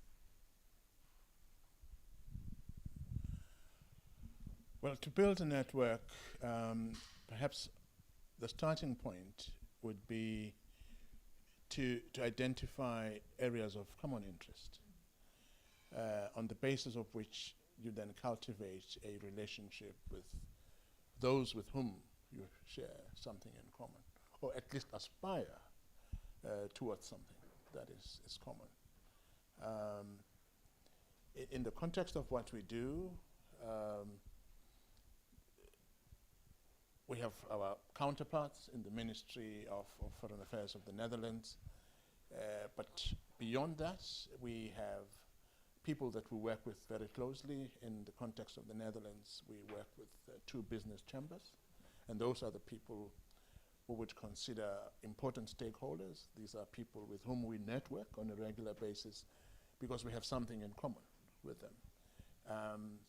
We are interested in them cooperating or trading with South African companies. We are interested in them investing in South Africa. They are also interested in finding places where they can invest their money so that they can get good returns. And we say to them that South Africa is that kind of place. But beyond that, we also see our collaboration with them as a networking opportunity that creates spaces for students studying in the Netherlands, coming from South Africa, and vice versa, actually looking to those kinds of networks for possible work opportunities. And that's part of what we continue to cultivate in our engagement with our partners in this regard. Okay, excellent. Maybe, Yopa, to hear from you, having gone on exchange in South Africa and any sort of subsequent network that you've had since having that experience. Well, it's the reason that I'm here now today, I think. When I went to South Africa, I was 22, it's 2016, and to be honest, of course I prepared, I read some books when I go there, but I had no idea what to expect, because it's hard to prepare. I think you can admit as well. You don't know what to expect or what to see, so that's very hard to prepare. And I was impressed from the first moment that I did an internship in Cape Town. I lived there for 4 months, and I was so impressed by the culture in all the different sides of it. So the beauty of the nature there, the beaches and Lion's Head, Table Mountain, these kinds of things, but also the other side of the culture and the history, the shared history that we have. And I thought that I know how the world was, and yeah, I was maybe a bit naive in there. So when I came back, I thought, I want to do something with that. I want to dive deeper into this, and that's why I came here at the Zuid-Afrikahuis, to the library above. They have a wide collection of South African books, and I think, I would recommend all of you to have a look there, because it's very extensive, and I thought, I want to dive deeper into that in the shared culture that we have.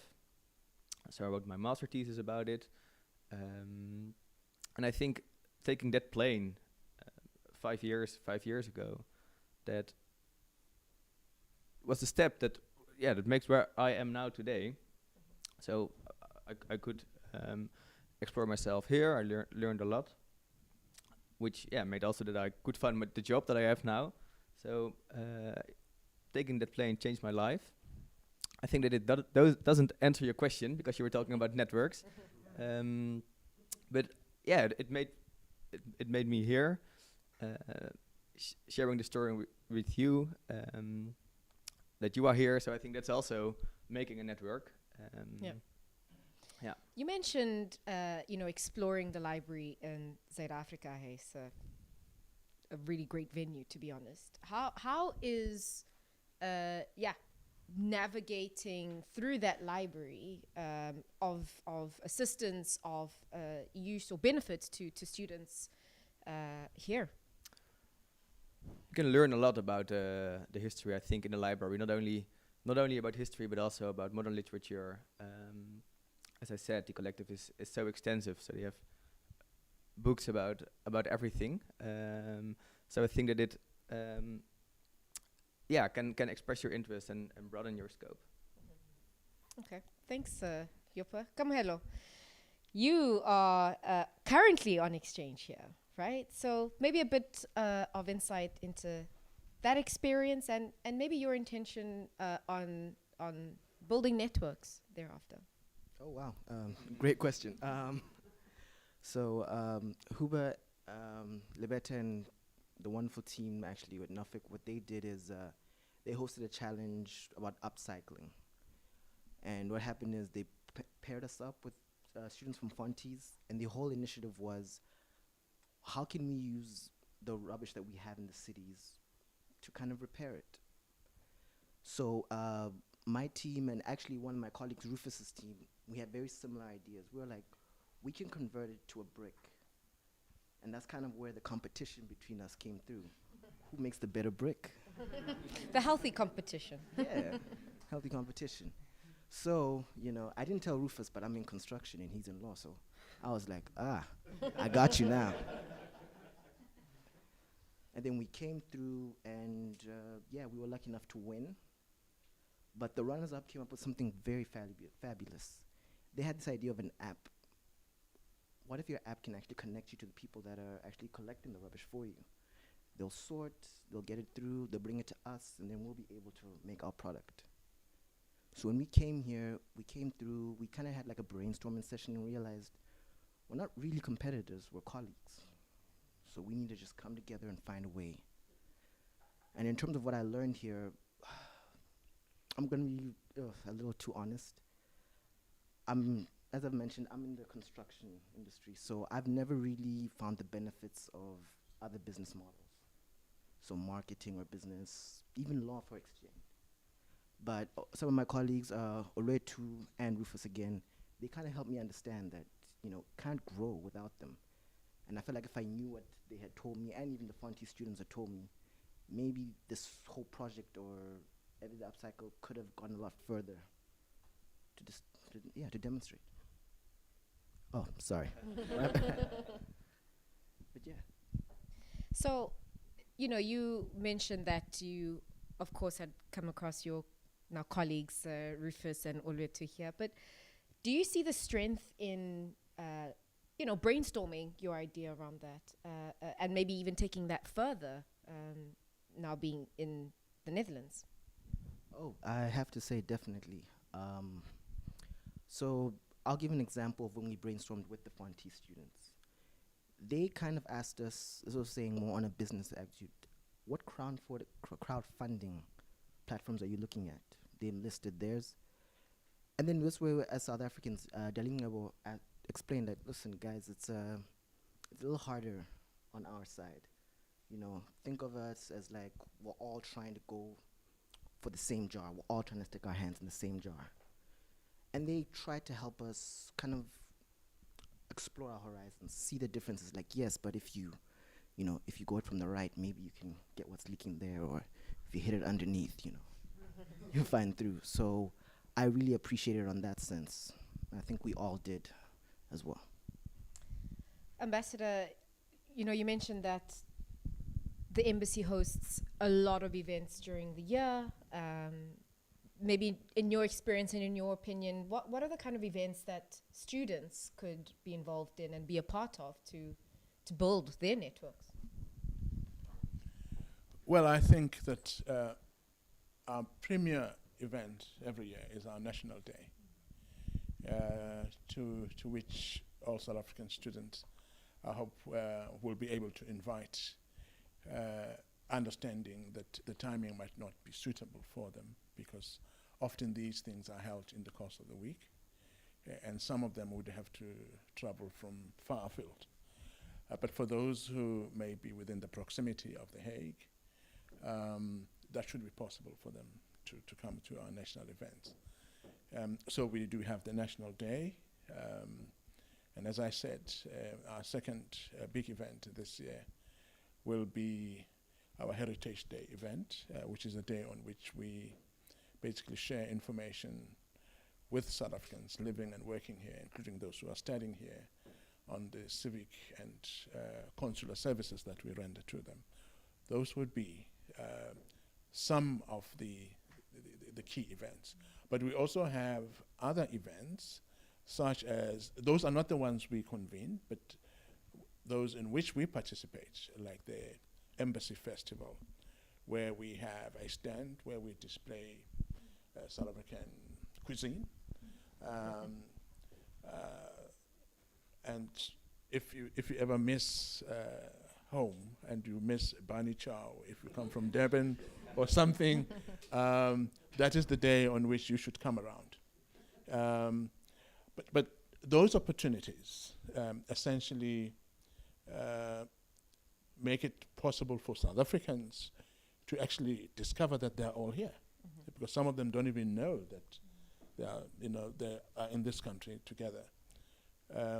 But beyond that, it's also just an opportunity for us as an embassy to know that people are here, and we will use those opportunities to get people to register themselves. If you're working here, we are not chasing you for purposes of tax. We would like to know that you are here. Otherwise, what often happens is we only get to know when somebody has lost their passport or lost their ID. Only then do they remember that they have a home away from home. They come to the embassy. So through those events that we are hosting every year, we are hoping that we can get more and more students coming through. We are hoping this event will actually be an annual one, and we will use it more effectively. Normally also during the month of June, we have an event. In the past 2 years, I think we had one online.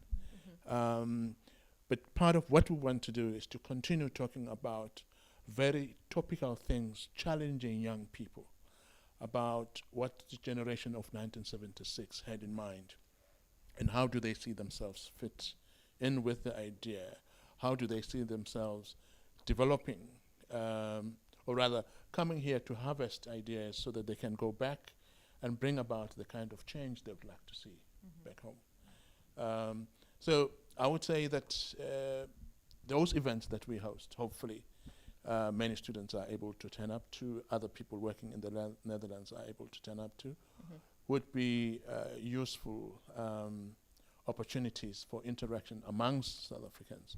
But I hope, maybe just be my last point, I hope that,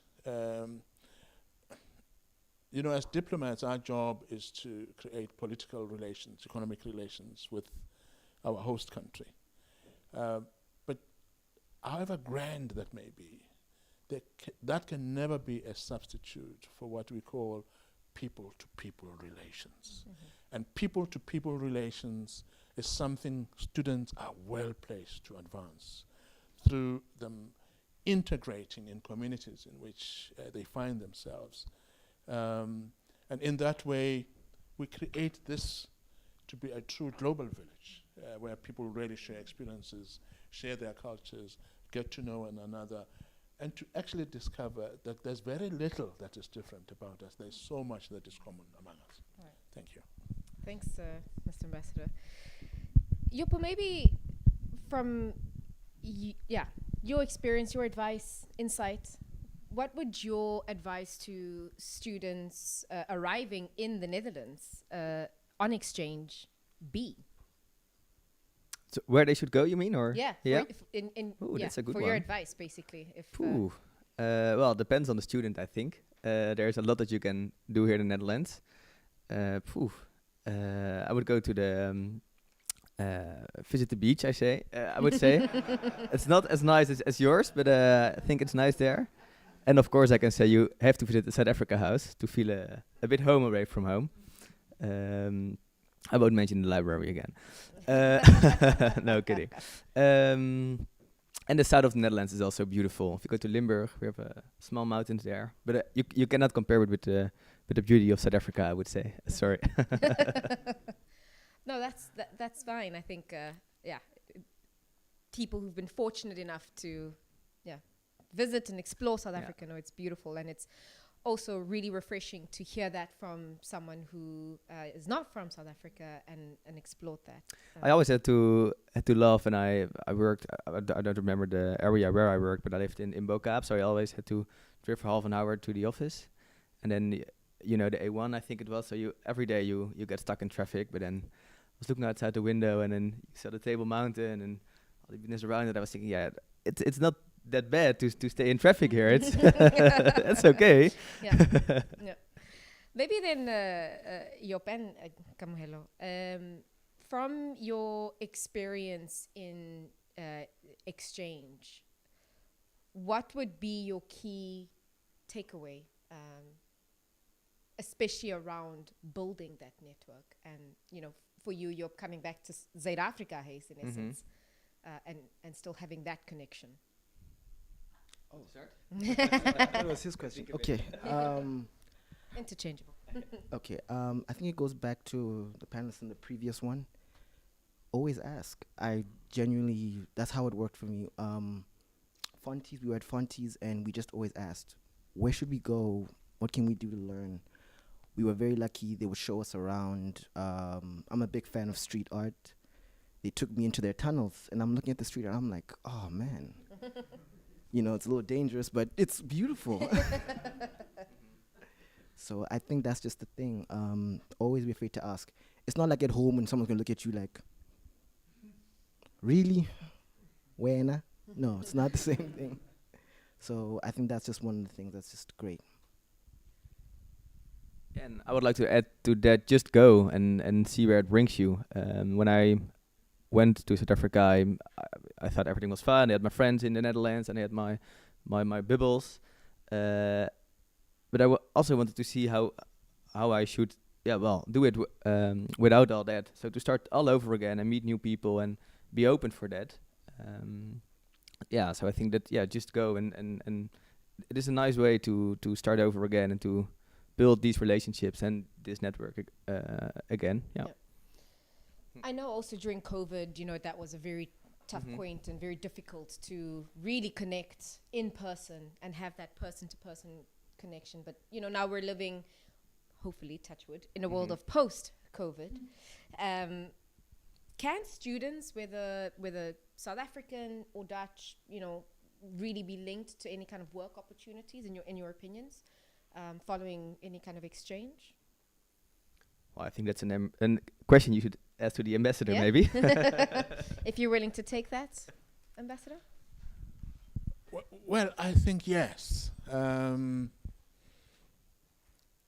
Huber talked about one initiative that we came up with Smart Desk, with one of the chambers here.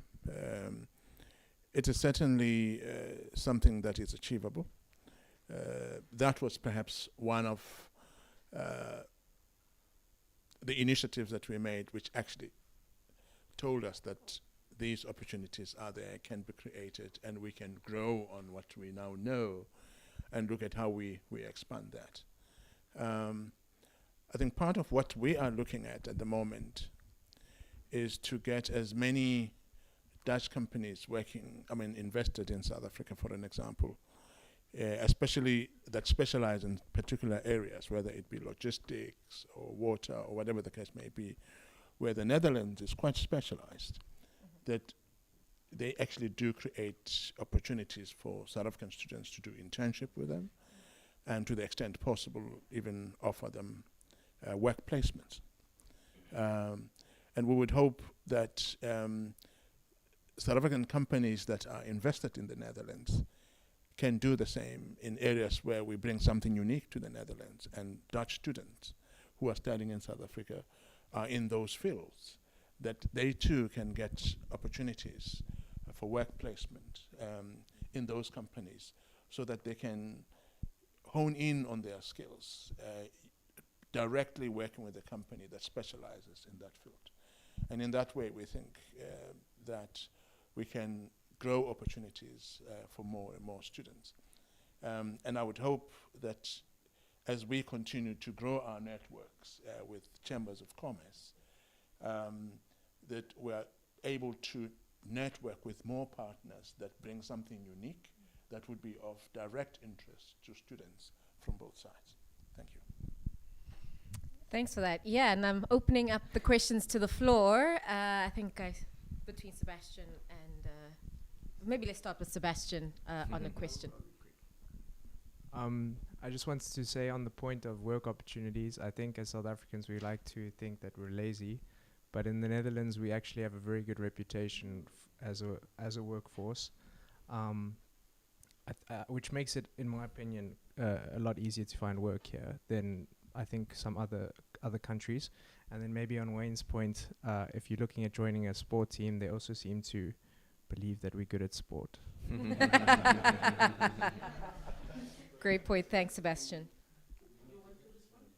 No, I also wanted to answer a little bit your question and expand on what the ambassador said. For many full-time degree students who come from abroad and study in the Netherlands, they also encourage them to try and extend their stay for an extra year. They used to call it a soekjaar, and they also had a project called Make It in the Netherlands, because there is a crisis in the Netherlands in itself. So they have the privilege of sharing educational experiences, but they're also looking for that opportunity to use your knowledge and your experience to stay here for a while and eventually go back. So I think there are a tremendous amount of opportunities for students in various sectors, in various fields, and I think make the most of that before you go back to South Africa. And also, as the ambassador mentioned, that you can actually use your influence here to connect more with South African opportunities for the companies. Thanks, And to add to that, the demand on employment is very high at the moment in the Netherlands. So there are a lot of jobs. So yeah, it's a good opportunity, I think. Okay, no, thank you very much. They say that all great speakers only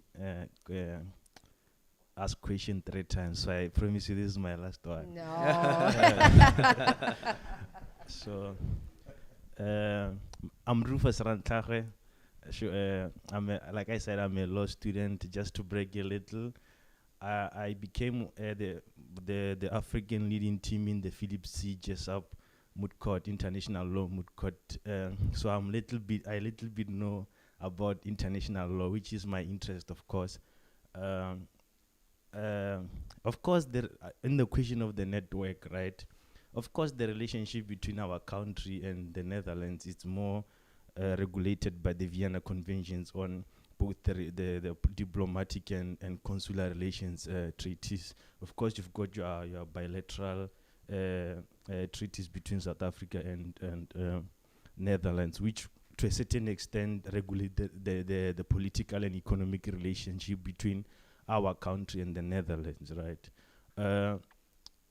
Maybe I'm going through your archives in your offices, because network is like a road, right? When you build a bridge between two countries, what we do not discuss really is what goes through the bridge. You know, we can build the bridge, but not everything will go through the bridge, right? How is that relationship regulated in terms of what the Netherlands can do for South Africa and what South Africa can do for Netherlands, and to what extent, right?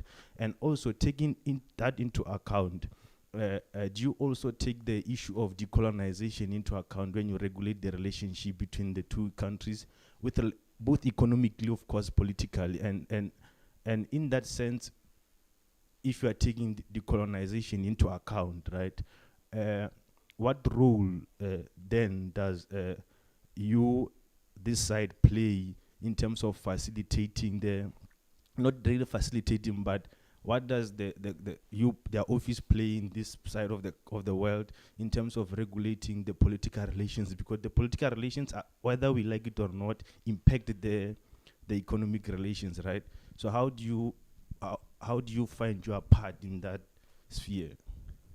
We've got a future diplomat on our hands, ladies and gentlemen. Thanks, Rufus. Thank you very much, Rufus. You're quite right. The embassy basically has the overall responsibility of managing a whole suite of relations. But we summarize it as basically political and economic relations. But there is a lot that lives in that concept. There's educational exchange, there's cultural exchange. There is so much else that lives in there. And I've just topped it up by talking about people-to-people relations as being an integral part of that. So our job is essentially to do that. The idea of decolonization, I think what we do, what we focus on, by the way, embassies don't negotiate on behalf of the country. What embassies do is act as interlocutors. We facilitate. There are, even in the field of trade, we don't negotiate trade agreements. But people who are in business actually talk about what is it they would like to trade in. And they settle their scores as to exactly what is it and how they're going to go about it. What we do is manage that through the diplomatic channels. But as to what the trade relations would be, that is handled at a different level. What we manage, government-to-government relations, make sure that the diplomatic relations, in a sense, the economic relations that we have between South Africa and the Netherlands are governed properly by the kind of treaty that you talked about between ourselves and the Netherlands. But coming back to the point of the decolonization, what we focus on, as I said, is to look at what is it that the Netherlands has that we don't have, which we need.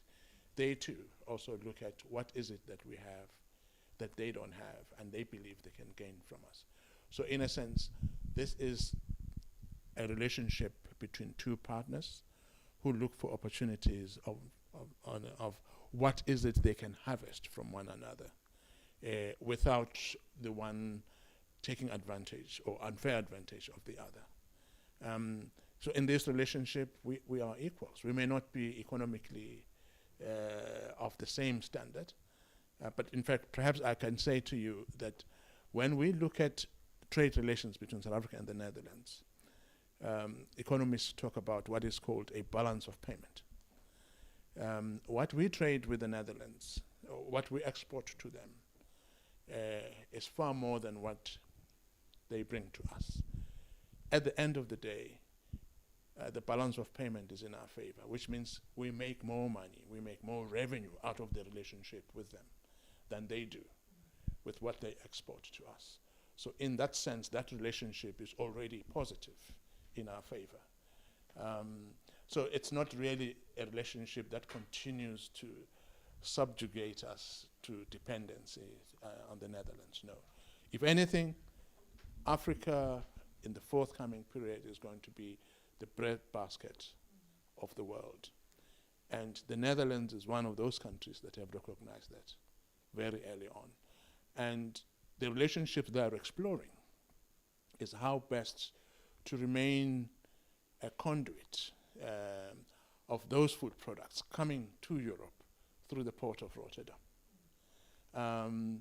And that relationship with not just South Africa, but Africa as a whole, remains that of equals. So there is no colonial master and servant relationship in that context. Thank you. Thank you for that, Ambassador. Maybe just a final question from the floor. Not so much a question, but a comment. Sorry about that. And yeah, it's not meant to. Well, I've asked a lot of questions. I'm probably a terrible speaker, but I wanted to say there that for networking opportunities, just for students that are out there. So I'm speaking on behalf of Tech Labs here. There's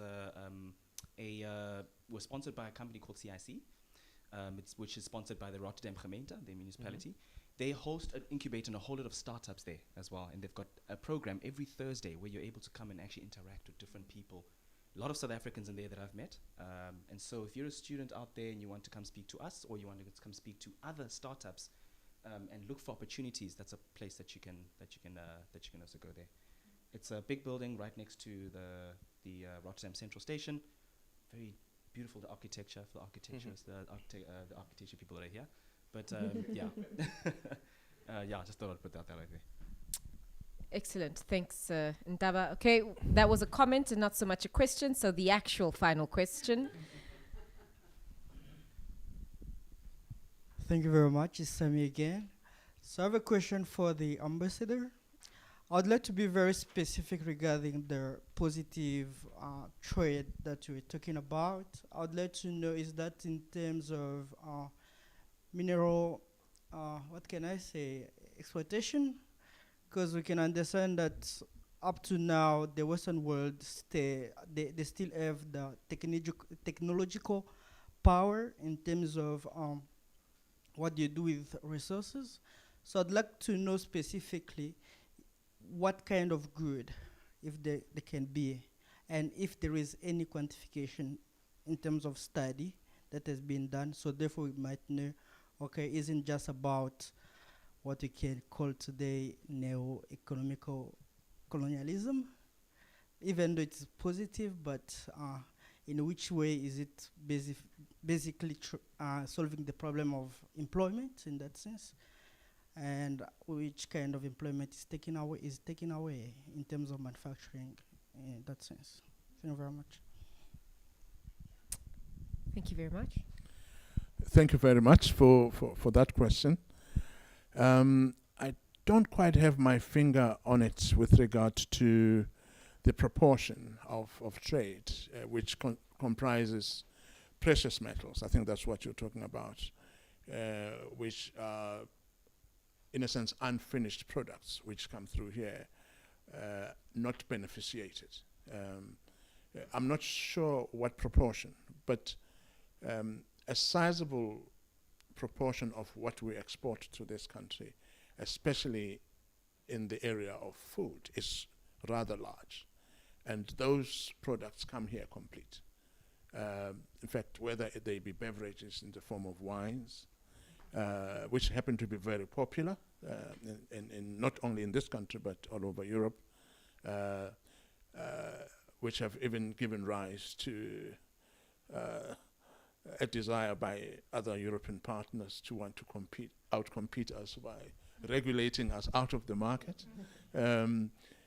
Fresh produce, citrus fruits, those are some of the biggest things we are already trading with the Netherlands on. But I know my colleague who's more a resident expert on the matter, Jemian and Olita are here. If they have a more direct answer with regard to the proportion of our trade with the Netherlands, how much of it is made up of precious metals and what percentage is it of the trade that we have with them? I don't know if you have the answer there. Thanks. May I ask one last question as well? I don't know if there are more questions in the room.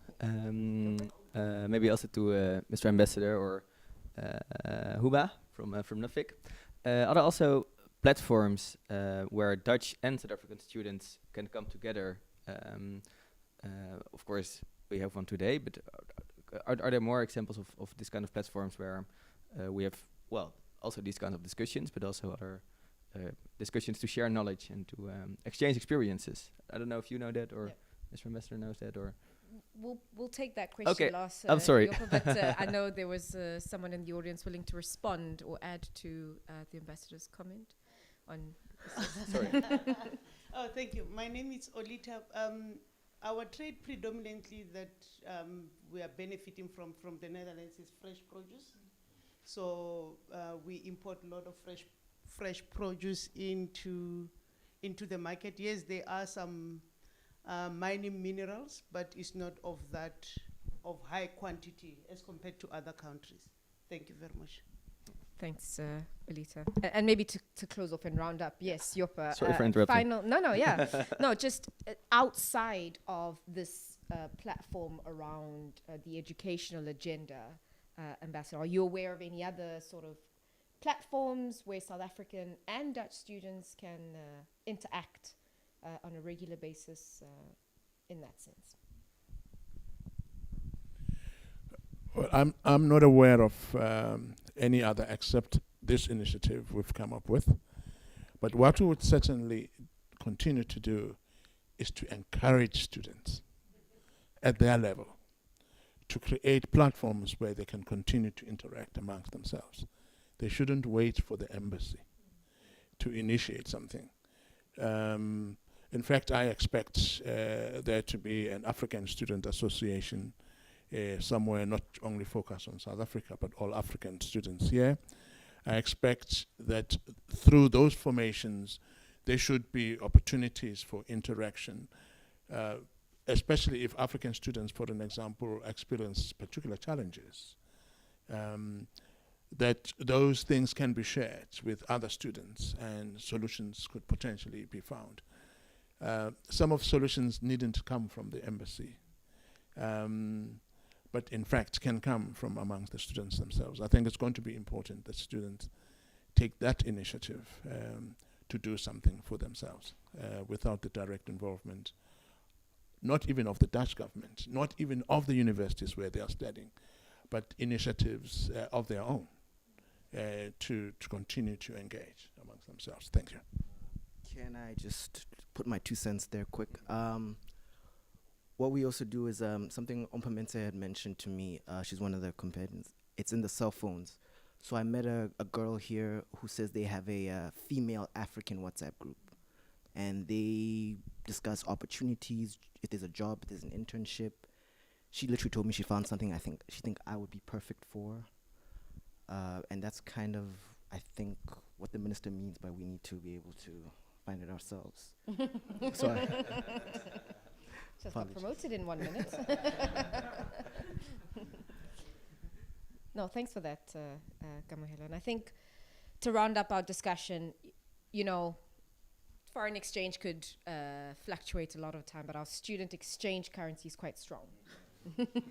Bad joke from an accountant in that element. But the student currency is quite strong.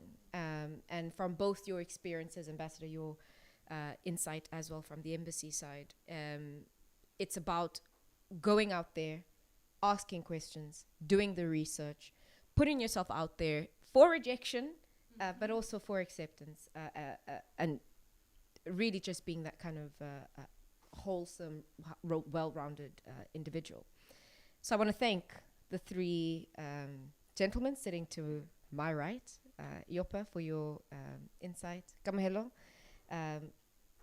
your wonderful questions as well, and input. And Ambassador, as always, thank you for taking some of the challenging questions to you and responding without flaw there. To everybody online, thank you so much as well, just for watching and also engaging. I believe some questions also came from online, so thank you very much. And to everybody in the room, again, for the dialogue that we've engaged in. I hope you've walked away with one lesson, if any, from this afternoon's discussion. And I think we remain for a little bit to engage after, but yeah, thank you everybody, and enjoy your afternoon.